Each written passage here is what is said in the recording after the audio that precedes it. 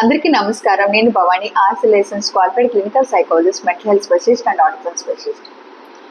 Autism పిల్లల్లో నిద్ర సరిగ్గా రాకపోవడానికి గల కారణాలు ఏంటి, అలాగే మనం వాళ్ళకి మంచి నిద్రని ప్రొవైడ్ చేయడానికి ఎలాంటి స్లీప్ హైజీన్ టెక్నిక్స్ని మనం ఫాలో చేయాలన్న దాని గురించి ఈ వీడియోలో తెలుసుకుందాం.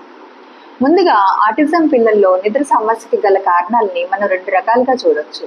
ఒకటి బయలాజికల్, రెండు ఎన్విరాన్మెంటల్.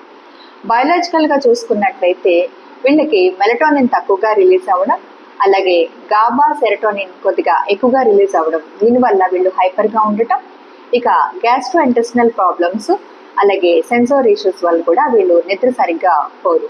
ఇక నెక్స్ట్ ఎన్విరాన్మెంటల్ ఫ్యాక్టర్స్ చూసుకున్నట్టయితే అధికంగా మొబైల్ వాడటం వల్ల, అలాగే ఒక రెగ్యులర్ టైం అన్నది స్లీప్కి ప్రొవైడ్ చేయకపోవడం వల్ల, అలాగే సాయంత్రం పూట పిల్లలకి కాకుండా నైట్ పూట ఎక్కువగా ఆడించడం వల్ల, అలాగే రాత్రిపూట కొద్దిగా నాయిసీ ఎన్విరాన్మెంట్ ఉండడం వల్ల, పిల్లల దగ్గర ఎక్కువగా మాట్లాడటం వల్ల, అలాగే ఎక్కువగా కాంతి ఉన్న ప్లేస్లో పడుకోబెట్టడం వల్ల కూడా వీళ్ళు నిద్ర సరిగ్గా పోరు. ఇక మనము వాళ్ళకి మంచి స్లీప్ని ఎలా ప్రొవైడ్ చేయాలి అన్న దాని గురించి మనం ఇప్పుడు తెలుసుకుందాం.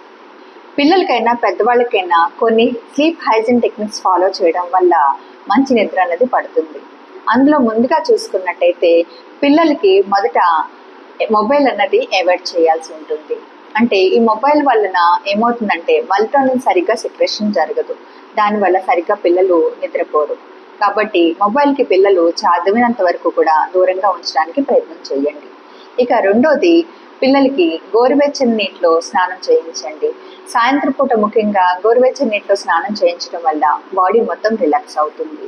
అలాగే సాయంత్రం పూట 6 తర్వాత పిల్లలకి కాసేపు చక్కగా వేరే పిల్లలతోటి ఆడించడం, లేదా మీరే దగ్గరికి తీసుకొని వాళ్ళకి రైమ్స్ అవి పాడించడము, కొద్దిగా హగ్ చేసుకొని మంచి మంచి పదాలు చెప్పడము, మాటలు చెప్పడం చేస్తూ ఉంటే వాళ్ళకి ఒక భరోసా అన్నది ఏర్పడుతుంది.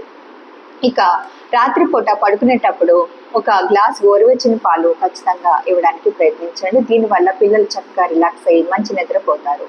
అలాగే సాయంత్రం పూట మీరు పడుకోబెట్టే ప్లేస్లో ఎక్కడైనా సరే ఎక్కువగా ఫోకస్ అవుతుందేమో లైట్ చూసుకోండి.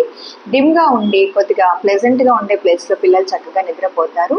అలాగే నాయిసీ ఎన్విరాన్మెంట్కి కొద్దిగా దూరంగా ఉండేలాగా చూడండి.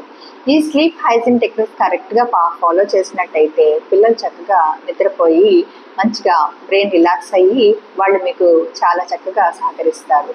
కాబట్టి ఆటిజం పిల్లలు స్లీప్ని కరెక్ట్గా ఇంప్రూవ్ చేయాలి అంటే వాళ్ళకు ఒక రెగ్యులర్ టైం అనేది ఖచ్చితంగా పాటిస్తూ నేను చెప్పిన ఈ స్లీప్ హైజీన్ టెక్నిక్స్ ఫాలో చేయడం వల్ల వాళ్ళ యొక్క నిద్ర ఖచ్చితంగా ఇంప్రూవ్ చేయగలుగుతారు.